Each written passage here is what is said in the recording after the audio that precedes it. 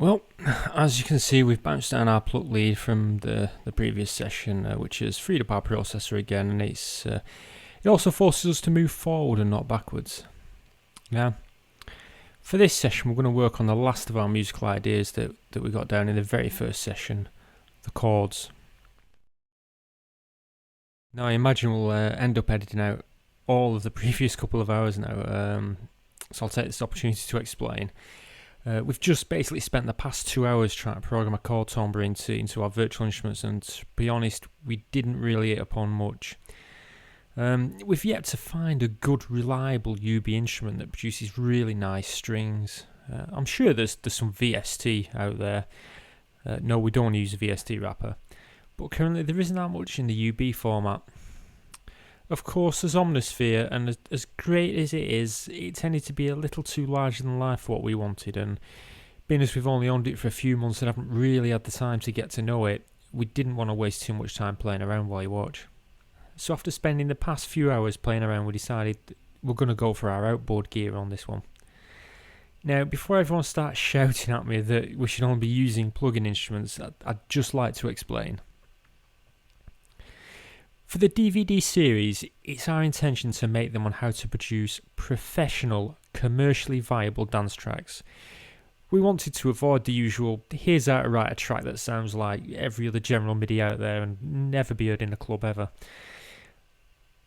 It's our intention to show you how a commercially viable track is made and produced from start to finish.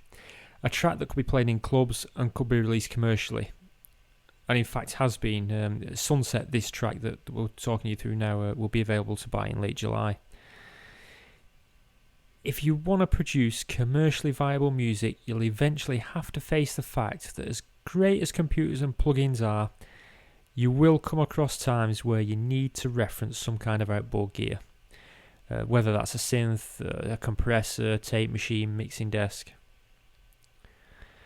Now, I'm not saying that it isn't possible to produce and engineer an entire track inside a computer. What I'm saying is that for trance, and in particular this track that we're producing, we feel for the chords we need to reference some outboard gear. We spent around 30 minutes or so on our synths, and the CS6X mixed with the XV58 has produced quite a nice timbre that what we're going to do is we're going to use it as a foundation for a chord timbre. We could have easily used the synths to produce the full chord timbre, but for the benefit of you, we're going to try and keep it in the box as much as possible. So we've only programmed a foundation bed just to gel the bottom end. So in true Blue Peter style, we've already played the MIDI out, mixed the output of the CSX and XV into the SSL, and we've recorded it back into Logic through our Apogee. We'll just play that back so you can have a quick listen of what we've imported.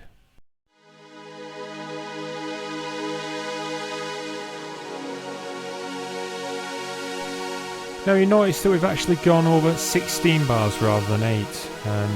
The reason for this is there.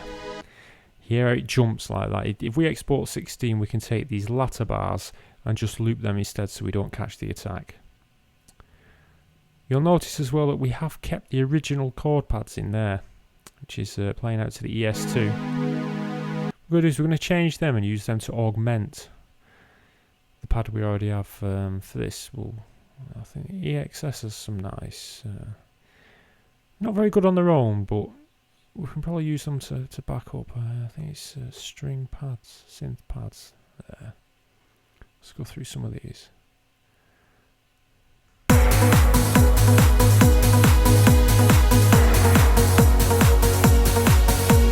Oh dear, that's not very good.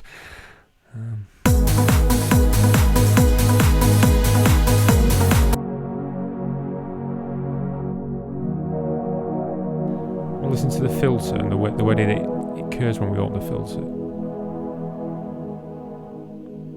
Well, that's quite nice, that, yeah. I think we'll use that one.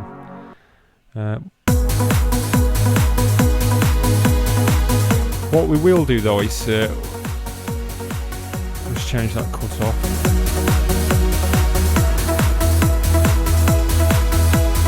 What we'll do is we'll add another track. I can hear a chorus in there, a female chorus. Now I think I'm pretty sure we have something in here that's got a female chorus. Let's copy that down first. That's it, and see some sort of sample chorus. IK Philharmonic.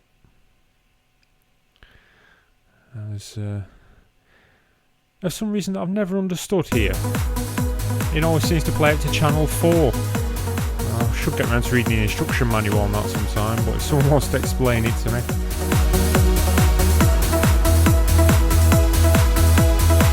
I just want a basic female R. Just to sit behind the pad and really lift it up.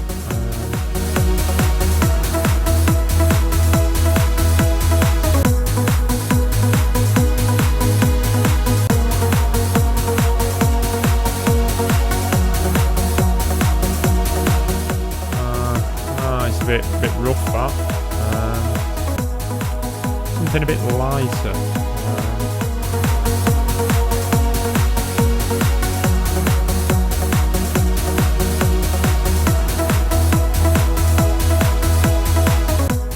Slow the attack on that.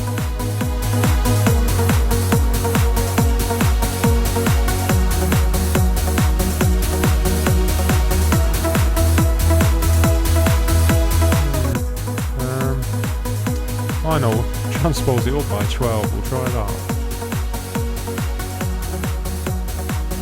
That's much better.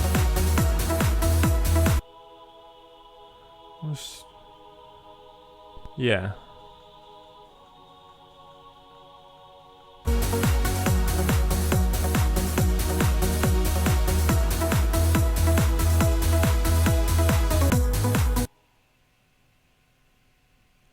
What we'll do is we'll split this here. We'll take that beginning off because that loop's starting to do my head in now. So we'll move that back so we get a better loop.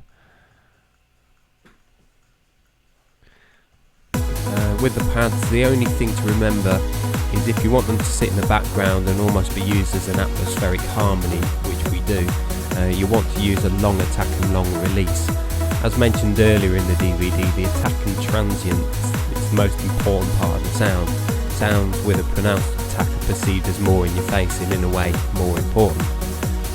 For this pad we didn't want the focus to be on it, so a longer attack is what we chose.